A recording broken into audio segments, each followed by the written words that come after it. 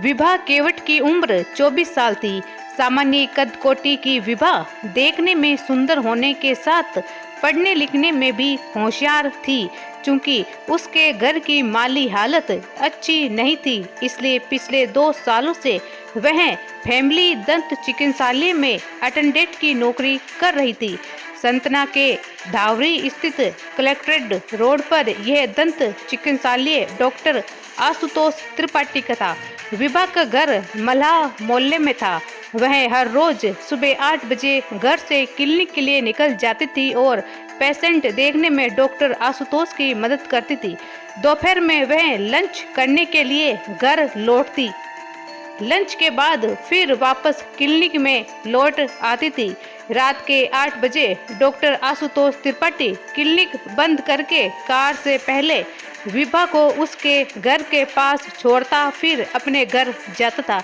यह विभा की रोज की दिनचर्या थी। नौकरी में अपना अधिकतर समय देने के बाद भी विभा पढ़ाई के लिए समय निकाल लेती थी। उसका सपना LLB करके वकील बनने का था। वह एक प्राइवेट कॉलेज से LLB कर रही थी। चूंकि घर की हालत सही नहीं होने के कारण वह अपनी पढ़ाई के खर्चों को पूरा करने में असमर्थ थी, इसलिए पिछले 2 सालों से इस क्लिनिक में नौकरी कर रही थी। वह अपने काम से खुश थी और जिंदगी सामान्य ढेरे पर चल रही थी। पिछले साल 14 दिसंबर को वह रोज की तरह घर से ड्यूटी पर गई थी। दोपहर के समय वह घर आई और लंच करके वापस ड्यूटी पर लौट गई। उस रात 9 बजे तक वह घर नहीं लौटी तो उसके पिता राम नरेश केवट और माँ रमरतिया की आंखों में परेशानियों के बादल उमड़ने लगे। उसका मोबाइल फोन भी स्विच ऑफ था। उनके मन में तरह तरह के बुरे ख्याल आ रहे थे। रात भर इंतजार के बाद सुबह भी विभा घर नहीं लौटी तो क्लिनिक खुलने के समय दोनों डॉक्टर से मिलने उसके क्लिनिक जा पहुंचे। डॉक्टर आशुतोष क्लिनिक में पेशेंट देख रहे थे। बुरी तरह परेशान राम नरेश केवट ने जब डॉक्टर आशुतोष से बेटी के बारे में पूछा तो उसने विभा के घर नहीं पहुंचने पर हैरानी जाहिर करते हुए कहा कि कल शाम विभा ने उससे पगार के 6,000 रुपये लिए और कुछ जरूरी काम से बाहर जाने की बात कहकर चली गई थी। लगता है उसने कहीं दूसरी जगह काम पकड़ लिया है। चिंता न करो, वह कुछ दिनों में खुद ही घर लौट आएगी। राम नरेश और रमरतिया वहां से घर लौट आए और बार बार विभा के मोबाइल पर कॉल कर उससे संपर्क साधने का प्रयास करते रहे, लेकिन बीती रात से ही उसका मोबाइल स्विच ऑफ आ रहा था। राम नरेश ने अपने सभी रिश्तेदारों से फोन कर पूछा, लेकिन निराशा ही हाथ लगी। बाद में राम नरेश ने फिर डॉक्टर आशुतोष त्रिपाठी से विभा के बारे में पूछा तो उसने बताया कि विभा ने उसके यहाँ से नौकरी छोड़ दी है। वह तुम लोगों से नाराज हैं और किसी दूसरी जगह पर कमरा लेकर रहने लगी है। उसने अपना फोन नंबर भी बदल लिया है। विभा ने कहां पर कमरा लिया है इसकी जानकारी उसे नहीं है। बेटी के अलग रहने की बात राम नरेश और रमरतिया के गले से नहीं उतरी। फिर भी उन्होंने बेटी की तलाश में शहर का चप्पा चप्पा छान मारा, लेकिन वह उसका पता लगाने में नाकामयाब रहे। किसी की समझ में नहीं आ रहा था कि उसे जमीन निगल गई या आसमान खा गया। दरअसल विभा के माता पिता को ऐसा लग रहा था जैसे डॉक्टर को विभा के बारे में जानकारी है और वह शायद बाद में विभा के बारे में उन्हें बता देगा। विभा की तलाश करते करते 1.5 महीने गुजर जाने के बाद भी जब उसका पता नहीं चला तो रमरतिया ने 1 फरवरी 2021 को धवारी की सिटी कोतवाली में बेटी की गुमशुदगी दर्ज करा दी और पुलिस अधिकारियों से उसे तलाश करने की गुहार लगाई। सिटी कोतवाली इंस्पेक्टर अर्चना द्विवेदी ने 24 वर्षीय युवती विभा केवट के गायब होने के मामले को गंभीरता से लिया। वह इसकी जांच में जुट गई। इंस्पेक्टर अर्चना द्विवेदी ने विभा के माता पिता से उसके गायब होने के बारे में विस्तार से पूछताछ की तो उन्होंने बताया कि 14 दिसंबर की सुबह विभा डॉक्टर आशुतोष के क्लिनिक में ड्यूटी पर गई थी, जहां डॉक्टर के अनुसार उसने शाम तक ड्यूटी की। इसके बाद वह डॉक्टर से 6,000 रुपये लेने के बाद कहीं दूसरी जगह रहने चली गई। उसने अपना मोबाइल नंबर भी बदल लिया था।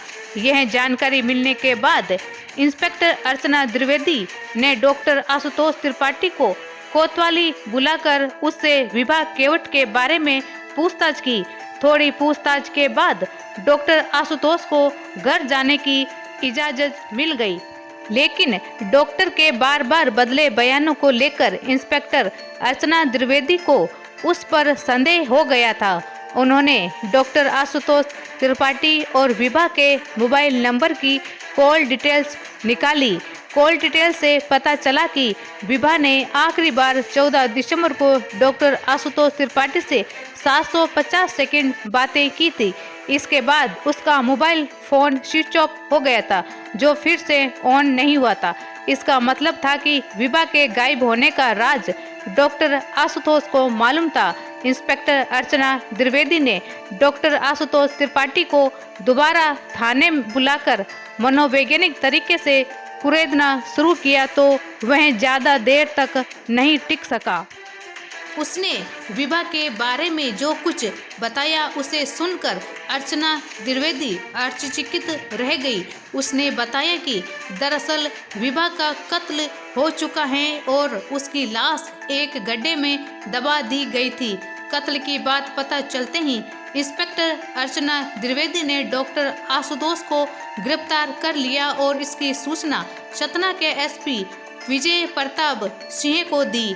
20 फरवरी 2021 शनिवार को एसपी विजय प्रताप सिंह और इंस्पेक्टर अर्चना द्विवेदी आरोपी डॉक्टर आशुतोष के साथ घटना स्थल पर पहुंचे, जहां पर विभा की लाश एक गड्ढे में दबी थी।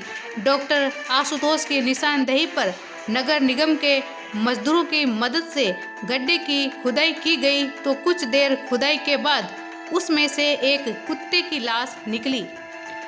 कुत्ते की लाश को बाहर निकालने के बाद थोड़ी और खुदाई की गई तो वहां एक युवती की लाश दिखाई पड़ी। लाश को बाहर निकाला गया। लाश के गले में एक दुपट्टा तथा कमर के नीचे लोअर मौजूद था।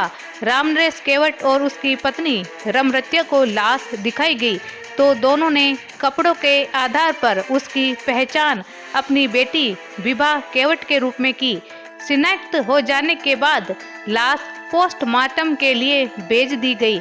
डॉक्टर आशुतोष के बयान और पुलिस की तहकीकात के आधार पर विभा केवट हत्याकांड के पीछे एक सनसनीखेज कहानी उभर कर सामने आई।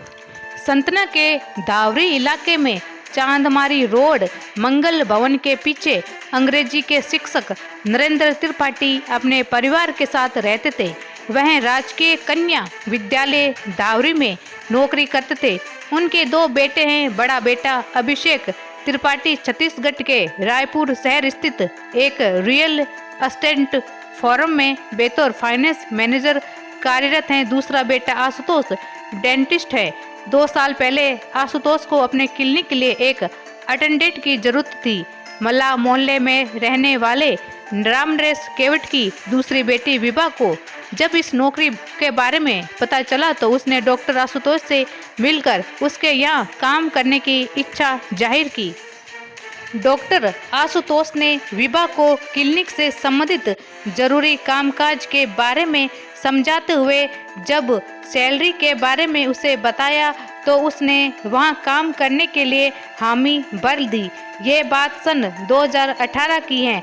डॉक्टर आशुतोष ने विभा को क्लिनिक से संबंधित सभी बातों को समझने के बाद यह भी समझा दिया कि यहाँ आने वाले पेशेंट से किस प्रकार व्यवहार करना है। फिर उसे अपना मोबाइल नंबर देते हुए कहा कि अगर उसकी अनुपस्थिति में उसे कोई भी मुश्किल आए तो मुझे कभी भी कॉल कर सकती हो। उसी समय विभा और डॉक्टर आशुतोष ने अपने अपने मोबाइल में एक दूसरे के नंबर सेव कर लिए। विभा तेज तर्कार युक्ति थी। थोड़े ही दिनों में वह सारा काम सीख गई। उसकी कुशलता देखकर डॉक्टर आशुतोष भी खुश हुआ। विभा यहाँ काम पाकर पूरी तरह संतुष्ट थी, क्योंकि उसके प्रति डॉक्टर का व्यवहार ठीक था। वे वेतन भी टाइम से दे देता था। इस तरह धीरे धीरे समय का पहिया घूमता रहा। साल भर गुजर जाने के बाद डॉक्टर आशुतोष और विभा आपस में काफी घुल मिल गए थे। पेशेंट की मौजूदगी में वे दोनों एक दूसरे से सिर्फ काम की ही बातें करते थे, लेकिन जब वहाँ कोई नहीं होता तो वे हंसी मजाक से लेकर दुनिया जहान की बातें करते थे। बातों बातों में वक्त आसानी से कट जाता था।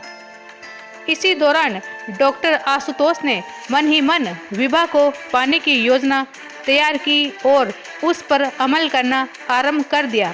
अपनी योजना के तहत शाम को जब वह क्लिनिक बंद करता तो घर जाने से पहले विभा को उसके घर छोड़ने जाने लगा। विभा डॉक्टर आशुतोष के इस बदले हुए व्यवहार के पीछे की चाल को नहीं भांप सकी। उसने सोचा कि डॉक्टर आशुतोष खुश होकर उसकी मदद कर रहे हैं। कभी कभार वह विभा को घर छोड़ने से पहले किसी होटल या रेस्टोरेंट में ले जाता, जहां खाने के दौरान वह विभा का दिल जीतने की कोशिश करता था। विभा एक गरीब परिवार से ताल्लुक रखती थी। जल्द ही वह उसकी बातों में आ गई। डॉक्टर आशुतोष ने जब ताड़ लिया कि विभा उसकी इच्छा का विरोध नहीं करेगी, तो एक दिन उसने विभा को शादी करने का झांसा देकर उसके साथ शारीरिक संबंध बना लिया। उस दिन के बाद विभा के प्रति डॉक्टर आशुतोष का व्यवहार एकदम बदल गया। विभा को खुश रखने के लिए वह उसे महंगे तोहफे आदि देता रहता था, ताकि उसकी जिस्मानी जरूरतों को पूरा करने में विभा आनाकानी न करे। अलबत्ता एक दिन विभा ने अपनी बड़ी बहन को आशुतोष से अपने अफेयर की बात बता दी और यह भी कहा कि कुछ दिनों के बाद डॉक्टर उससे शादी कर लेगा। इस पर उसकी बहन ने उसे समझाते हुए कहा कि अमीर लोग गरीब घर की लड़की से शादी करने की बात अपना मतलब निकालने के लिए करते हैं, कहीं तुम आगे चलकर ठगी न जाओ, इसलिए जितनी जल्दी हो सके शादी कर लो। बहन की बात सुनकर विभा ने उसे जवाब दिया कि उसका प्यार इतना कच्चा नहीं है कि डॉक्टर उससे शादी का बहाना कर आसानी से अपना मुंह फेर ले। उस वक्त कहने के लिए तो विभा ने बड़े ही आत्मविश्वास के साथ अपनी बड़ी बहन को जवाब दे दिया, लेकिन उसी दिन उसने मन में ठान लिया कि वह डॉक्टर से जल्द शादी करने को कहेगी।